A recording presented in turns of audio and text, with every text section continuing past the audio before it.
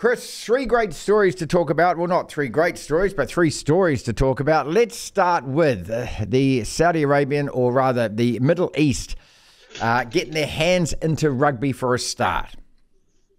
Yeah, and I just can't work out why they think they might have the successful play for this, because all they're offering is £800 million over 8 years for the Six Nations and for Sanders to share out. Now, why would that interest the governing bodies or the major unions? Can you answer that question? Yes, because nobody else is bidding and nobody else is putting anything like that kind of money up. I mean, when you actually compare that to what some other sports are getting, it is peanuts, isn't it? But I suppose for rugby, I mean, this is a huge amount of cash.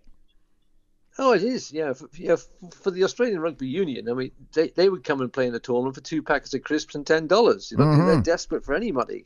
But this is big bucks for rugby union at a time when we know that every union's struggling. And England are just putting together a new deal for their players, which will give them a lot more control of their players, but they're having to pay £230 million for that over a set period. So they've got to generate that money from somewhere, and you've got Qatar offering this sort of money. What they want is a sort of a Super Bowl weekend, where over one weekend they'll play six playoff matches every 2 years from 2026. And, I can't see the union saying no to this. Unless somebody comes up with more money. I don't know if that's America, great, but I can't see the Americans being able to fund this sort of money. As we know, major sports are going out to Saudi Arabia and Qatar because they are the big players now. So a 3-day Super Bowl of rugby, what is it going to involve? 6 matches.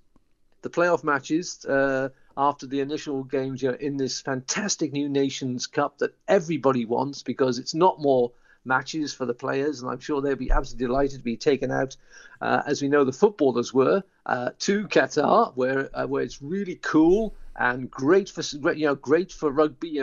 High intensity matches played in boiling sunshine. I'm sure what could go wrong. And of course, the good news is, given some of the other stories we're going to talk about, is, of course, it'll be alcohol-free. Okay, right, all right. So, none of this, of course, is going to influence at all anyone from SANZAR or the Six Nations, because all they're doing is basically going ching, ching, ching, ching.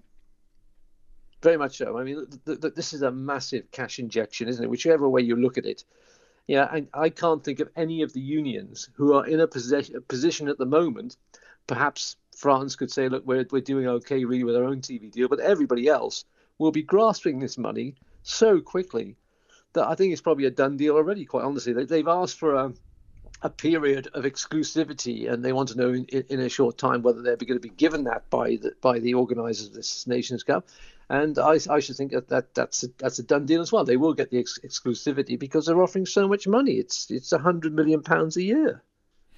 2 other stories then, and both involving players, and both involving off-field behaviour, that has hit the headlines for all the wrong reasons. Let's start with the latest. Billy Vunipola arrested in Spain.